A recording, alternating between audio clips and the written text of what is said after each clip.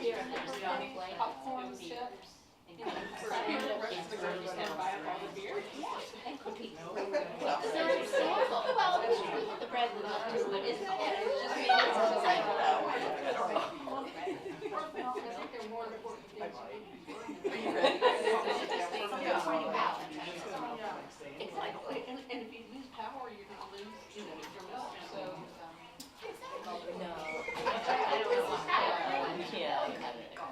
I can see this is going to be a rambunctious crowd. It's all because of Claire lying. Wide-ranging. Good afternoon and thanks for coming. I'm Tanya Zanish-Belcher, Director of Special Collections and Archives, and we are so pleased to have our guest today, Dominique Luster. She is this year's Samuel T. Gladding Fellow in Special Collections at Wake Forest University. In addition to serving as the Samuel T. Gladding Fellow this year, Dominique has also been conducting oral histories with a number of Wake Forest Black alumni, both online, and some of which were in person today, tomorrow, and Friday. Thank you, Dominique. And before I introduce her further, I did want to talk a little bit about Sam Gladding, for whom this program is named. Many of you knew Sam, and for those that didn't, I want you all to know how special he was. He was a counseling professor who wrote over 18 books, 32 book chapters, 92 articles, and 45 poems. He was a Wake Forest administrator. He served as a mental health responder for 9/11 and the mass shooting at Virginia Tech. He was a researcher, a writer, a husband, and a father, and as one of his colleagues described him, a gentleman and a scholar. He was a supporter of Special Collections and Archives, and when he passed away, he left a generous donation for us. This donation, which we are using to support humanities programming, allows us to honor Sam and also give back to the Wake Forest students, staff, and faculty, as well as the Winston-Salem community. I also wanted to give a special acknowledgement and thank you to Mrs. Claire Gladding, who's in the audience today. Thank you for coming. Special thanks to Megan Mulder, Special Collections Librarian, Rebecca May, Public Services Archivist, for their work on this event, and Barry Davis, who I just call IT expert, for assisting with interviews and coordinating the online experience for those of you who are online. This presentation is also being live streamed and recorded and will be available on our YouTube channel. And we hope that you'll join us for a reception afterwards in room 625 with many, many, many Trader Joe's snacks. And now more about Dominique. I mean, you gotta mention the Trader Joe's, right? There are Dunkers, we should tell you. Dominique is the CEO and Principal Archivist for the Luster Company, She is a professional archivist, researcher, and storyteller, and loves finding new and innovative ways to use information, technology, and primary sources to tell stories and solve problems. Dominique received her BA from the University of Kentucky and her MLIS from the University of Pittsburgh. She was the Teenie Harris Archivist for the Carnegie Museum of Art in Pittsburgh, 2016 to 2021. In her consulting work, Dominique is drawn to big ideas involving diverse histories, public engagement, strategic thinking and planning, and project management. Her research looks at various archival and historiographical approaches to Black identity, representation, and silenced records. So I'm going to turn this over to you. Is that a lot of pressure? Dominique.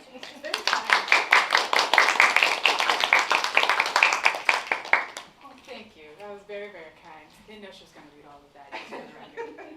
I just wanted to say thank you for having me today and for inviting me down. I did not know all these people were going to come, and so I'm just really honored and privileged that you would come spend the last bit of your time on a Wednesday with me. I will be before you long, but I did want to just make sure I said thank you to the university, for Wake Forest, for inviting me here, and for all of you for coming on today in the afternoon. I am very Southern, so I will move. I will talk a lot. I'd prefer if you talk back to me. I want us to have a conversation. I am not going to present a PowerPoint or things like that. I'd really want us to kind of, I have some questions that I'd like to pose, and I'd love for all of us to kind of dig into those and wrestle with them together, if that's okay. But first, I am an archivist, so I brought a book. And if you're curious, that's my face on the back of the book. My name is on the front. But I will be reading from a little bit of the book called In Relentless Pursuit of Me, Upending the Unicorn Effect. I was invited to participate and contribute a chapter to a book around the unicorn effect, which is essentially a phenomenon in which Black women particularly experience extreme amounts of pressure to perform under undue circumstances that maybe our other colleagues may not have or face, and yet still succeed and still have expectations and still rise to certain challenges. And I was drawn to write about the experience of how I became an archivist and the challenges or experiences that I faced in that situation and environment. However, today I'm actually going to be reading a small excerpt from a colleague of mine's chapter in the beginning of the book. She's just a very dear woman, and I'm going to read a little bit and then we'll talk about it, and I hope you enjoy. So,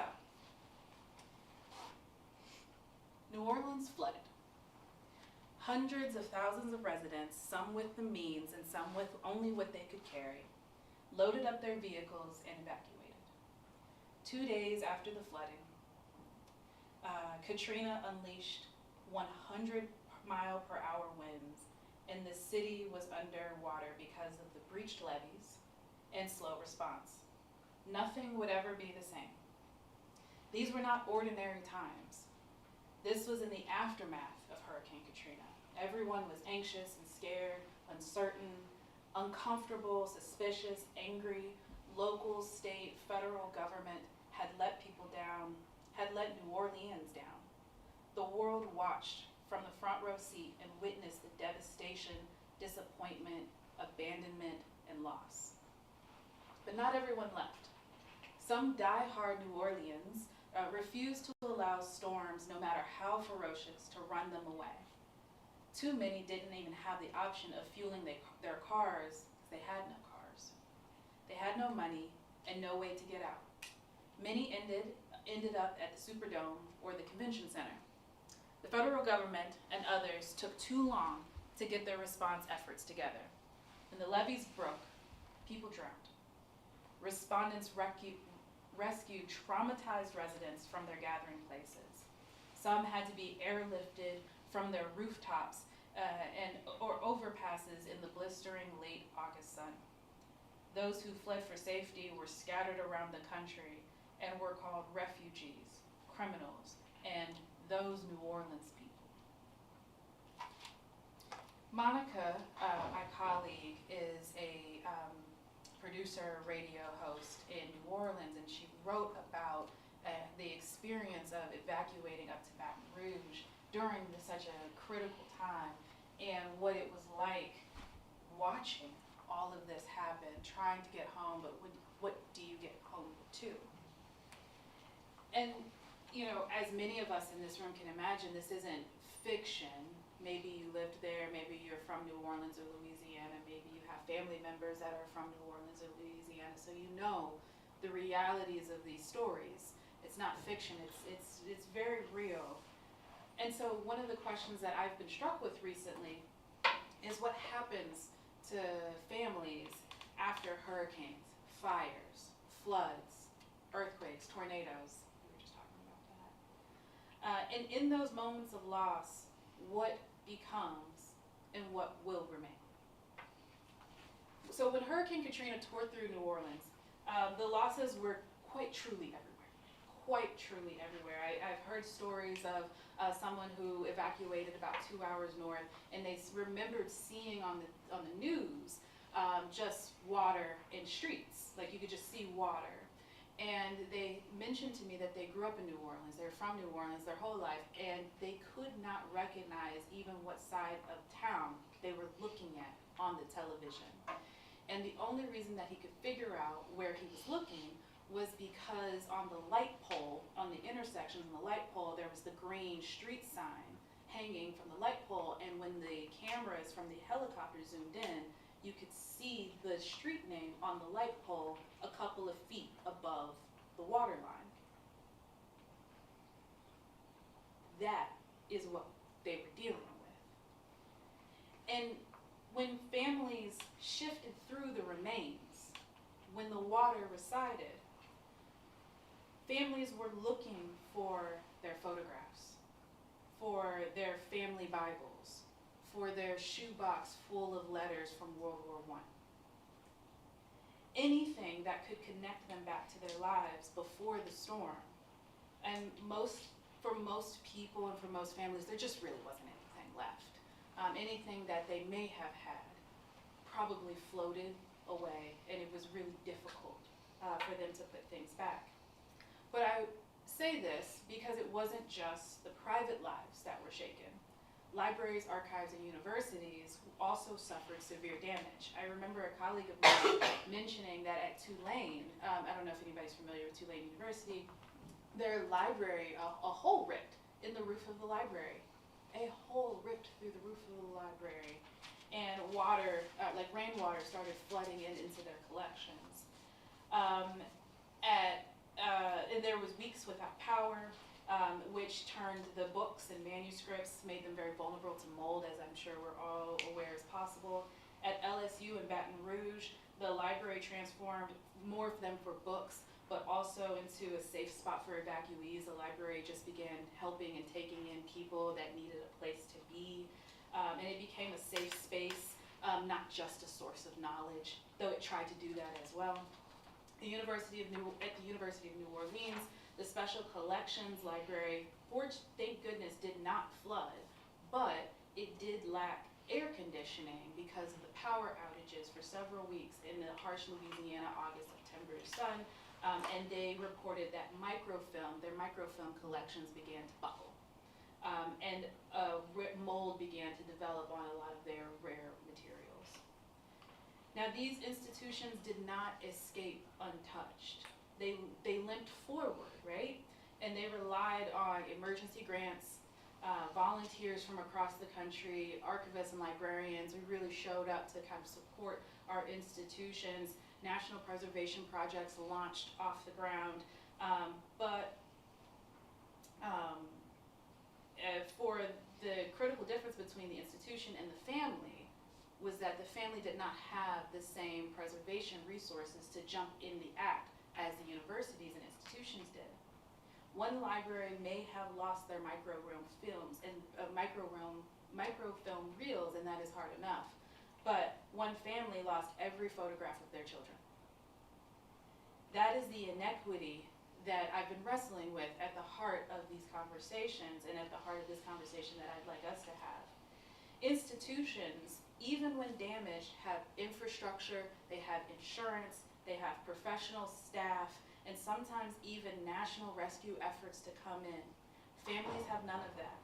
Their archives are their closets and their basements and their shoe boxes under the bed. And when disasters come, they have no backup plan. Their personal collections simply vanish.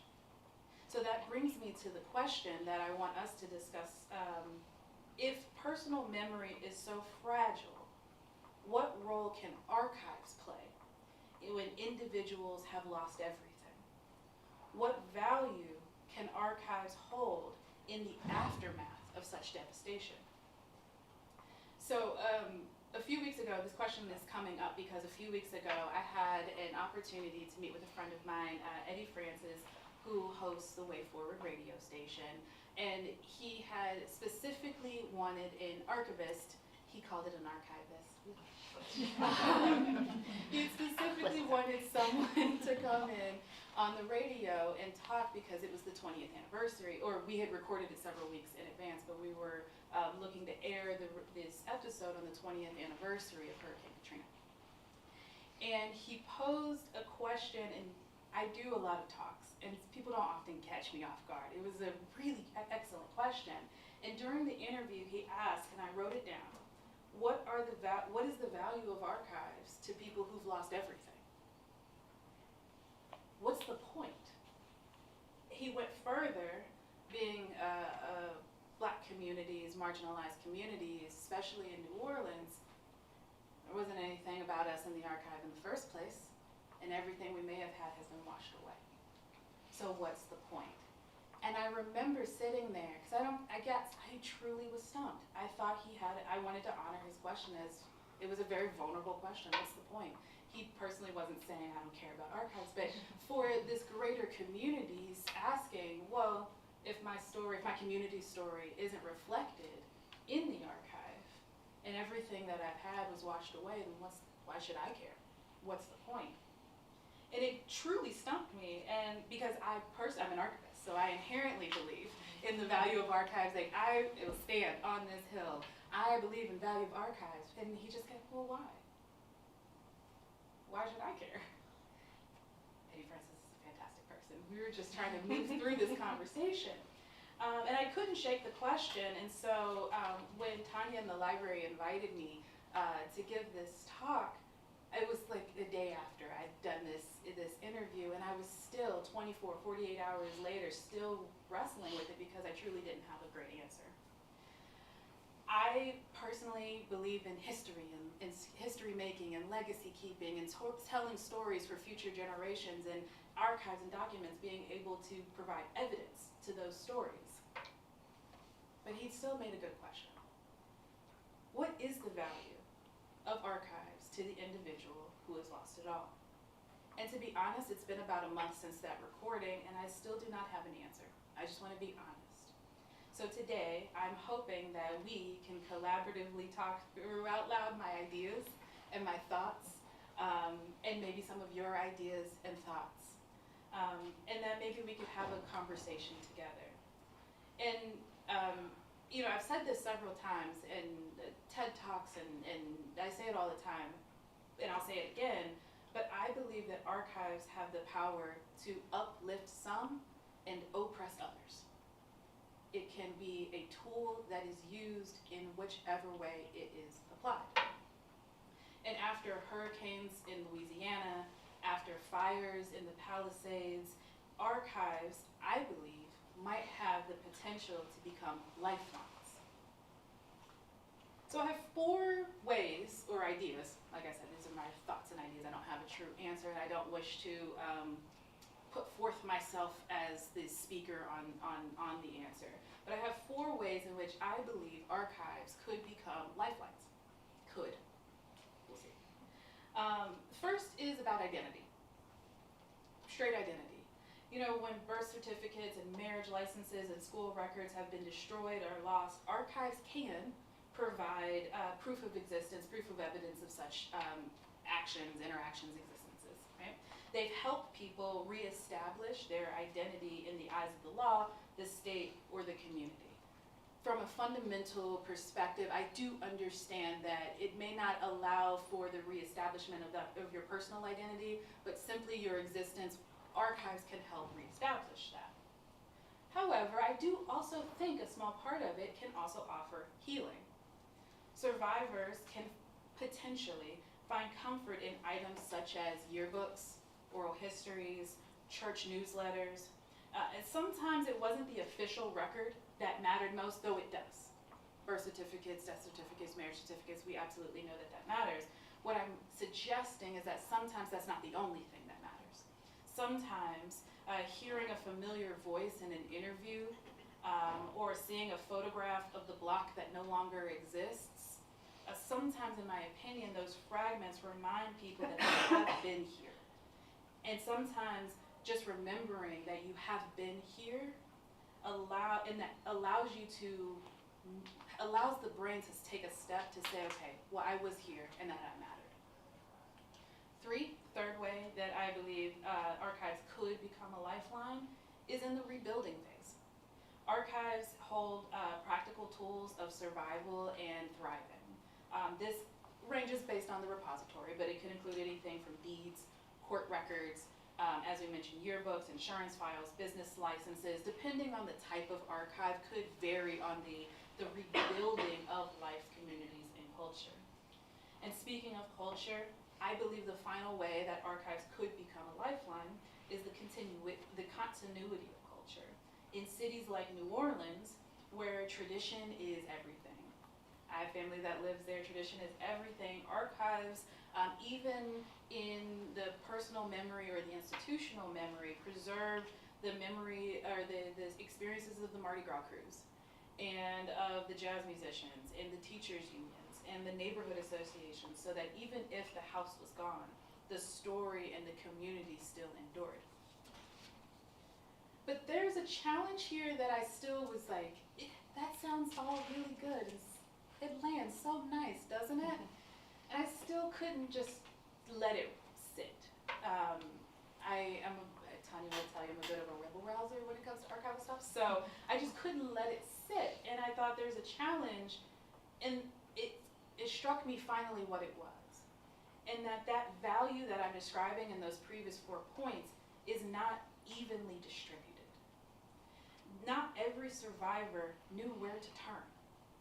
And not every archive saw serving individuals as its mission.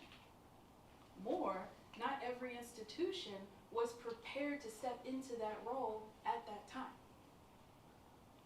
So no matter how many documents an archive can provide, personal loss was still lost and never fully replaced. You know, an archive could maybe, if you have a really historic home, maybe an archive can give you evidence of that home, but can it give you back the smell of your grandmother's kitchen? And that's the part that I kept wrestling with. You know, an archive, as a photo archivist, an archive can show you a photograph of your neighborhood, but it can't hand you back the family Bible, where, at least in my family, every birth and death and marriage is on the first couple of pages, usually like for pages and pages you can track family events in the family Bible. That's gone, floated, gone. That kind of loss is extremely intimate and it cuts deep. And that kept bringing me back to Eddie's question, what is the value of archives to those who've lost everything? If there's nothing left to be saved, what else could be preserved? And this is where I kind of am like, okay, I hear you. I think oral histories kind of come in here. This is where I find some level of peace in oral history traditions. Because when the physical artifacts are gone, the voice can still remain. The story remains. The ability to sit across from someone and ask them to tell their story remains. In their own words, in their own rhythm, in their own style, with their own inflections, their memory is too now captured, even if the family Bible has washed away. And after Katrina, when whole neighborhoods got washed away, when the survivors finally did, sometimes months, sometimes years later, finally did sit down to tell their stories. They told stories about evacuation, about loss, about rebuilding, but they also told stories about hope. And those stories become archives of the survival. They become proof that life happened, that culture persisted, and that many didn't drown in the storm. And so I think personally as an archivist, I think there's an ethical weight to oral history work, because we can't bring back people's shoeboxes full of letters, but we can make sure their voices, their stories, and their presence don't disappear. Now, I am not suggesting that oral histories can erase grief or replace what was lost, or what was never preserved in the first place, but that's a talk for a different conversation. But they can create a bridge from silence to story. So if oral histories do hold that kind of power, and that's an if, but if oral histories do hold that kind of power, what opportunities do they create for us in this room? What can we do? Well, I think oral history does offer a few opportunities, and I want to go through this, but then I kind of want us to have a conversation. But let me tell you a little bit about the opportunities that I think it provides for us. First, oral histories, in my opinion, offer the ability to democratize archives, point blank. You don't need a fireproof vault or a climate-controlled room to record someone's story. You need a recorder, a phone, a quiet room, and I'm sure any of my professional oral historians in the room might disagree with it, but I think you can do a voice memo if it's really about capturing it. And that means that we, in this room, can bring the archives to the people, to the shelters, to the churches, to the barbershops, to the front porches where, for the majority of my career, I've done most of my oral histories, to wherever those stories are being told. But that would often require us moving outside of these beautiful walls. Second, I believe that oral histories have the ability and the power to restore agencies. When communities lose everything, their experiences aren't valued and they can often feel erased. But inviting them to tell those stories truly says, hey, you matter on your own terms. You have your own agency. We just simply want to help you preserve it. Your perspective is part of the record. Your memory belongs in history. You deserve, just like everyone else, to be here. But are we actually making that invitation? Third, I believe that oral histories have the power to build resilience. After trauma, regardless of where it might be, communities can often feel fractured and scattered, but collecting oral histories can help them stitch certain parts of the story back together. Listening circles, neighborhood recording projects, group oral history collecting ideas, community oral history labs. There's one in DC that's really fascinating and doing great work. All of these opportunities create spaces where people can see themselves reflected in this larger whole.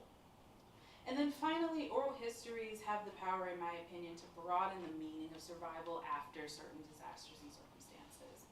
Because if institutions survive by preserving paper and data, communities survive by preserving stories and memory. Oral histories ensure that the emotional truth is not lost when the physical evidence disappears. So imagine if every university archive saw oral history not as an optional program, but as a part of its regular existence. Additionally, maybe it's a part of your disaster response. Imagine if after every flood, hurricane, or wildfire, archivists all over the country went out with recorders in hand, not just helping to preserve what remains, but also capturing what cannot and should not be washed away. That would mean that archives and archivists are guardians and stewards of the past. But we're also partners in our futures and our survivals. So maybe the answer to my friend Eddie's question, what is the value of archives to those who've lost everything, is just simply this. Archives give us back our voice when we feel like we've lost it. And with that, I'd love to hear your voice. So I'm gonna pull my chair around and I'm gonna sit like a little fireside chat style. There's no fire in here, fireplaces or anything of the related, but I'm gonna pull my chair around and I would love to have just an honest conversation with all of you about your experiences. And if you think I'm crazy and well off base, you're welcome to say that too. But there's also time for questions. We have plenty of time for questions, just conversation.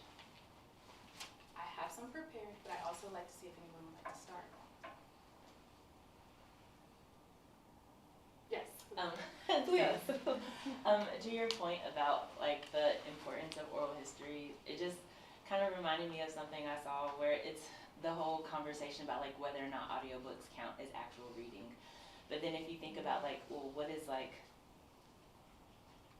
the ancestral way of communicating, and that's like through oral traditions and telling whether or not it was a story or passing down like a recipe or just a family ritual or process, like all of that was done orally through the voice. So, you know, I think that kind of gives importance to oral histories. So I completely agree. Did you have I completely agree, and I think that sometimes we get caught, depending on your archival practice or librarian practice, sometimes I think we get caught in forgetting that the written word is a beautiful technology, but it's a Western technology. It's a fairly new Western technology. In other communities all over the world, not just historically, but in many communities all over the world, the oral tradition is the primary method of communication and translation, translation of knowledge, of recipes, as you said, of the family memory and knowledge. I have been told of a story in Accra, or outside of Accra in Ghana. There is a family friend of a friend, cousins, brother, auntie, them over there on that side, and a cousin of a cousin, a friend of a friend, however we want to call it. But in their village, there is a person who can, by just memory, recite like 17 generations of the village's history. And that's just how they do it. That's how they've always done it. That's how they're going to keep doing it. it wasn't written down. In fact, the idea of writing it down, you might offend someone because it's just not a part of their cultural practice. And so while I understand and appreciate the written word is a fairly modern tradition or fairly modern Western practice, I think the oral story, I think we've lost something if we don't include oral history and oral traditions as a part of our memory keeping practices as archivists. Just my 2 cents. You can also respond to each other. So I have a statement, not necessarily Of a course. question, but I think when you posed the question, what do communities see the value in archives, I was thinking a matter of trust and relationship. And then the flip of that, archives is going to think, what value do we see in the community? Because archives and their policy or their kind of what thought process is that our what we collect is what we create. So it's kind of like, if we're not creating this community, then why would we preserve it? So if that relationship and that trust needs to start so that they both can see the value, so that both can start to share. Because there are community archives that are out there. Absolutely. And what comes to mind is the Native American archives. Like it takes them a long time to trust an archivist to invite them in the community. And even their archives is not always open to the public. But I think this question should start with the community archives that are already established. And then those community archives who can begin a relationship with the traditional archives. Because that trust doesn't come easy, especially with those marginalized communities that are like, well, what are you going to do with my stuff? Or will I have access to it? Or are you going to like take care of it? You know, so it is a matter of trust and relationship, and for them to build that relationship both ways, and for them to both can see the value. Absolutely. I have a client who has a quote, and I thought it was very frustrating at first, but I've learned to really understand it. They move at the speed of trust. They move at the speed of trust, and that's it. It takes however long it takes. We'll let you know when we get there. In another book, not this book, but in a previous book that came out earlier this year, I kind of wrote about my personal philosophy on the recipe of trust, and it's show up, ask for nothing, offer nothing, say nothing, sit in the back quietly, then show up again, ask for nothing, offer nothing, because the offer nothing is key. I think sometimes we come to outreach events, or I remember previously we would go to boys and girls events or neighborhood events or community organizations, nonprofits, and we would want to work with communities and to work in established partnerships. And I learned that why would they? They don't know us, they don't trust us. And so we learned to just show up to whatever the community was already doing and sit in the back, sit there quietly, do not offer anything, do not ask for anything, sit there quietly. The next community event, you show up again, you sit in the back, you sit there quietly, you don't ask for anything, you don't offer anything. But it was a consistency thing. If we kept showing up and we kept just being there and just being a part of the community, my goodness, novel idea, eventually someone would say, who are you? Why are you here?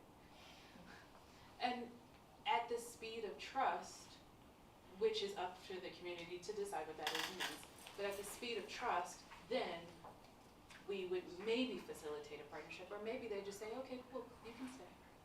And that had to be good enough. I think sometimes in a traditional archives, we become the big table, and we start forcing our way on smaller repositories, community archives. But I think we have to be mindful of our positioning in the world, and sometimes check ourselves. Just my 2 cents. But I wrote your comment down because I love that additional framing of the question. Yes. I saw it coming. I saw it in your eyes. I was like, it's cool. It's cool. So two things. I think on the question of value, it will be a question of money. And on the archives end, they're thinking of money as like how much yes, we already established, but the funding to take care of this, to add this, the space we're going to lose. And then on the other side, the people that are donating it, sometimes they don't want to release it. And so they're like, are you going to pay me for it? And then when it's a no, they don't establish that. So I know that's also a hindrance, and that's also something to think about, like money-wise and funding-wise. Yeah. But then you also mentioned, community archives are established, but I know that there are communities that trust their churches, and churches by default sometimes become archives because they keep those programs, they keep those wedding announcements. And so sometimes that's how traditional archives can also begin that pathway to those communities is with the churches. And so it's like, you might not trust this name, but you trust this church, and you have this worship with them, and that can be established that way as well. Absolutely. I have nothing more to add. I agree with you 100%. Sometimes our churches, and sometimes these church records, especially here in the South, these Southern church records have so much information in them. Thank you. Any other thoughts or comments, questions? To piggyback off of that, you're probably aware of there was an article that came out of, I think, some grant forum discussions with community archivists, historians, that basically outlined an engagement framework and what they called parachuting in. Like, don't parachute in. It is all about the relationships and building that trust over time. I think one of the challenges in these institutions is broadly how it's perceived by various communities. Different communities, how it's perceived. And then also one in our profession, because people may, it takes a long time to build those relationships, and then you think about, is it the individual archivist building that relationship? Is it the archives itself building it? And how is the archives impacted by the perception of that institution? So it's like a cascading thing, and I think the article is called Come Correct or Don't Come at All. Yes, I read it. Yeah, it's a good one. And the other thing is I really appreciated just talking about Western culture and also agency, because in some cultures there's a more value, or there's not such a value in legacy, and there is more of a value in the right to be forgotten. I cannot capture the story of my mother, for instance. For her, it's very much I don't see the point, and it may be a generational sort of thing too, but it is also cultural. Just to say, I think of one of the challenges here too is if there's a lens from a culture where it's we're not, I don't, trust even this being recorded at all, right? And so it really is living in the memory of descendants. Absolutely. I actually speak on this all the time. I firmly believe in the right to be forgotten. I believe in the right to be remembered, absolutely. I do this work for a reason, but contrary to popular belief, I am a die-hard right to be forgotten person. Mostly because I believe in the right of self-choice and agency. You have the right to make whatever choice is best for you, or however you see fit, given whatever information that I can provide to you as an archivist around preservation practices, history making, keeping, libraries, archives. I can give you all the details and information, and if you decide that in your culture or in your individual family or in your individual personhood that you make the choice to be forgotten, I will help you do that. We will make sure that whatever preservation we can do doesn't happen. So I love that. Yeah. You go first. I'm curious about that. Tanya might be talking about the same thing. Being a university campus and the students on this campus, I understand, I may be incorrect, that when they're here, they might be photographed by the university photographer and used in, it's sort of a written or unwritten contract, I don't know, that they are could potentially be part of the university's publications or, and I know we've had recently a student who had an interview in our student newspaper at the time, voluntarily did an interview, but now looking back, it's not a great look for him in his professional life, and is asking that to be, taken down. I don't know my question. As a university archivist, what is that, and especially in the age of social media, I thank God that social media didn't exist when I was in college. And what does that look like in a modern time, the right to be forgotten? I don't expect you to have the answer to that, but it's just a question and a conversation that came up while you were saying that. What does that look like in modern times, especially on the university campus? what is that? You know, I don't have the answer to it. I just think that it is remarkably, it's exponentially more difficult now, the right to just move through lives and seasons, and not necessarily to be forgotten, but at least to just move through without being captured and recorded. I think there's actually like a line, there's a line around preservation and active participation in preservation practices. I think there's also a line over here around the right to be forgotten, because there's choices and decisions that have to be made about that. But just existing, as you're saying, just walking around campus, you get photographed. You can't walk down the street in most downtowns without being captured on street cameras and bank cameras. I mean, I don't have an answer to it, because I know that it's not, for some people that's just not their choice. And I don't think that people should have to take extreme exclusionary practices of their own self-entity in order to just move through life under normal radar. I don't have an answer to it, but I know I feel very strongly about an average everyday person should not have to be ducking and diving. You know, walk into a restaurant every day because they choose of how they choose. You shouldn't have to live in your house all the time. My feelings on that one are very strong, but I don't have answers to them, like most things. This is a completely different topic. It kind of goes back to archives, but not just archives. I would say faculty members inserting themselves into communities. And several years ago, Wake Forest did one of the most valuable conferences I have ever attended.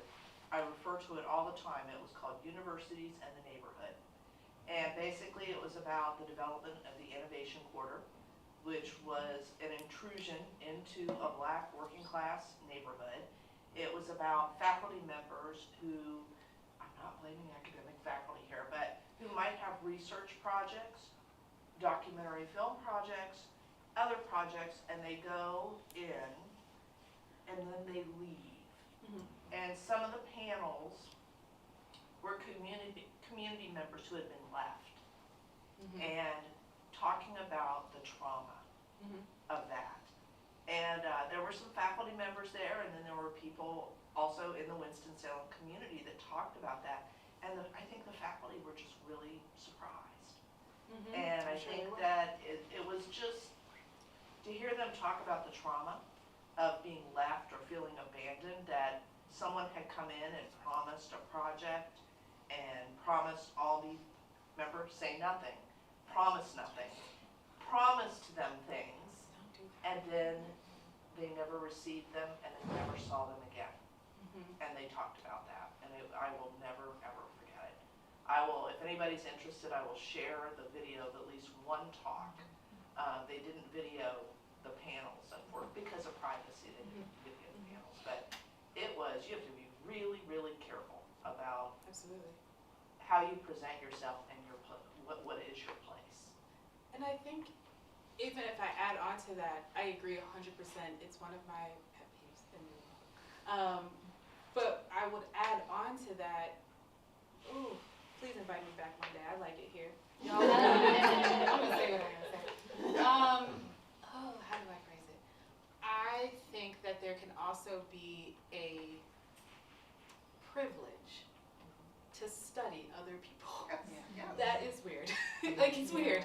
And then there's a level of privilege that exists to be able to categorically separate. There's like this ethnographic study version that happens that you can observe and Dip in and dip out. dip in and dip out, and to study other people, communities, or practices for analytical purposes, for whatever it is a privilege in itself, in my opinion, personally. Going off what you're saying, it reminds me of when people are doing research studies. Yes, Like, it's weird. there's forms that need to be signed. There's Yes. ethical practices Yes. and different things like Yes. that. So when you have people who go into communities, basically they're doing research studies, or they're getting information and presenting what forms need to be signed, what ethical questions. They're Yes. bypassing all of that. They And often. you're right, it is a privilege. There's also an intimacy. It that is. you're inviting you into my home, I'm inviting you to something sacred, I'm inviting you to this space, and to take it so lightly, there should be a practice. Like, I'm pretty sure there probably is, but there should be some legal parameters or some people or something that when those things happen, people have to say. And I've been even saying a step further, again, I'm a rebel rouser, please invite me back, I like that. But there's also a step further that says, should certain entities of privileged institutions even be allowed to do such practices? Like, the idea that you can, for lack of a word, parachute in and study human beings and then go back and have dinner with your family and kids, it creates this dichotomy that the communities that you're studying might not actually have. And so in some ways you're benefiting from your tenured position, you're benefiting from the ability to study other human beings. It's weird. And it's been done before It's in been a done all the negative way, where a lot of the people weren't aware of what research was being done. Absolutely, not the true Right. intentions behind the research. And so what ethical practices need to be in place, I'm not sure, but I do think that sometimes the archive gets caught up in that, to be honest, because we end up sometimes, depending on the institution and the institution's retention practices, oftentimes faculties, I don't know how Wake Forest does it, but oftentimes faculty publications technically end up belonging to the university, unless they intentionally write it out, right? Or it's like anything that you write or produce while you're on faculty at the university belongs as the intellectual property of the university. There's usually something like that in the language of your contracts. And so sometimes when a faculty member retires, their entire office could come to the archive, and it can sometimes include some of that very sensitive research ends up in manuscript boxes in our collections. And so do we facilitate researcher access to these collections? I think we shouldn't, but it depends on every university, because it was research produced technically by the university under their policies, protocols, and procedures. And if it's been a certain amount of time, or it's been XYZ, here we are pushing our carts full of manuscript boxes to researchers who are even now, in my opinion, further removed from the community that was originally exposed, and now that's being serviced to additional. I mean, it gets where sometimes archives can become complacent in a little bit of that, but I think it further adds to trauma, but it's just my 2 cents. But unfortunately, I think we're at time. We just asked if anyone had any comments. We have at least almost up to 7 people watching online, but no questions or comments. But I do want to thank Dominique for thank such you all. an, you are welcome to come back anytime you want. Thank you all so much again. Thank you for coming. It's really a joy having this conversation with you, but I know that there are Trader Joe's dunkers.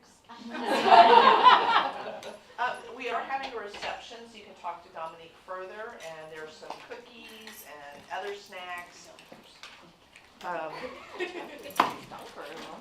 Dunkers, yes, come in and have